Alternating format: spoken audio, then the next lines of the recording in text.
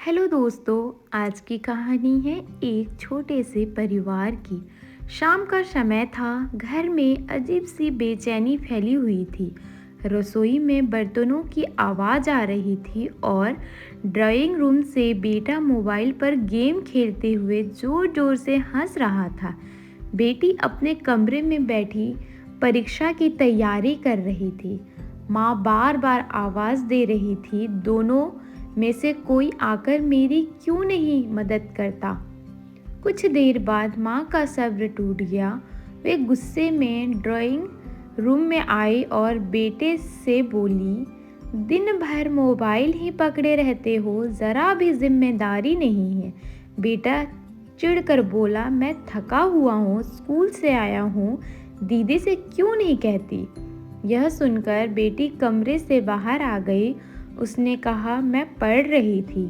हर बार मुझसे ही उम्मीद क्यों। बस यही से झगड़ा शुरू हो गया। माँ को लगा कि दोनों उनकी बात की कद्र नहीं करते।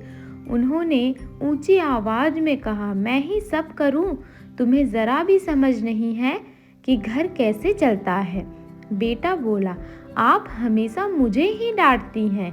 बेटी ने भी जवाब दिया, और मेरी मेहनत कभी दिखती ही नहीं। तीनों की आवाज़ें तेज होती गई। घर का माहौल भारी हो गया। माँ की आंखों में आंसू आ गए। वे बोली, मैं तुम्हारे लिए ही तो सब करती हूँ, फिर भी गलत मैं ही बन जाती हूँ। यह देखकर दोनों बच्चे चुप हो गए। पहली बार उन्हें एहसास हुआ कि माँ की नाराज़गी के पीछे थकान और अकेलापन था। बेटी आगे बढ़ी और माँ का हाथ पकड़कर बोली, माँ, हमें माफ़ कर दो, हमें समझना चाहिए था। बेटा भी मोबाइल रखकर बोला, आज से मैं भी मदद करूँगा। माँ ने गहरी सांस ली और हल्की मुस्कान के साथ कहा, मुझे मदद से ज़्यादा तुम्हारा साथ चाहिए। उस दिन झगड़ा खत्म हो गया, लेकिन तीनों ने एक बात समझ ली, घर सिर्फ साथ रहने से नहीं बल्कि एक दूसरे को समझने से चलता है। दोस्तों, परिवार में साथ रहने से ज़्यादा एक दूसरे को समझने की ज़रूरत होती है। फिर आपको ऐसा लगेगा जैसे ये घर नहीं स्वर्ग बन गया हो।